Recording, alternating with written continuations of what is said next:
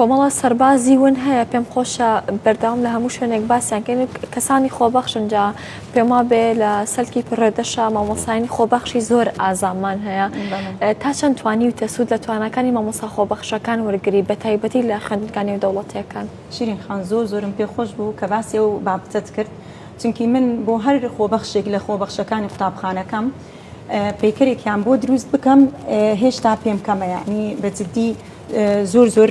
دەوریان هەیە ڕۆڵیان هەیە لە قوتابخانەکەی من زۆر یارمەتی دەربوونە من قوتابخانەکەم کرایەوە 4 مامۆستای میلاکەم هەبوو باقی هەمووی خۆبەخش بەڕێوەیە برد ئیتر ئەمە وای کرد کە ئەو خۆبەخشانە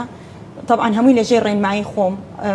چەند مامۆستایەکمان هەبوو لە چەند قوتابخانەیە خبرەیان هەبوو باقی هەموو لەژێر ڕێنمایی خۆم الحەمدلله زۆر سەرکەوتوانە توانی ومانە 2-3 ساڵە ئەو قوتابیانە بە جوانترین شێوە پەروەردە بکەن و فێر بکەن و من سیرم لە شتێکی زۆر جار مثلەن یەکێک دێ قساکڵێ ئێ قوتابخانەکەی تو خۆبەخشی تەیە ئێ خۆبەخش فەرقی چێ لەگەڵ مامۆستایەکی ئاسایی ئەوە تەعینە ڕاتبی هەیە ئەو تەعینی ڕاتبی نیە هەردوو لا شەهادی هەیە هەردووکە خوێندنی تەواو کردووە بگرە ئەوەی خۆبەخشە زۆر پیرۆسترە بەڕای من لە مامۆستای میلاک چونکی ئەو لە جیفانی خۆی بە کرێسەیارە و هاتوچۆ و مەساریف و 1 دیناریشی نییە هاتووە دڵسۆزانش بڕوا بکە ینی جاروا هەیەڵە میکەن ینی هەموو هەفتەیەک دیاریش بۆ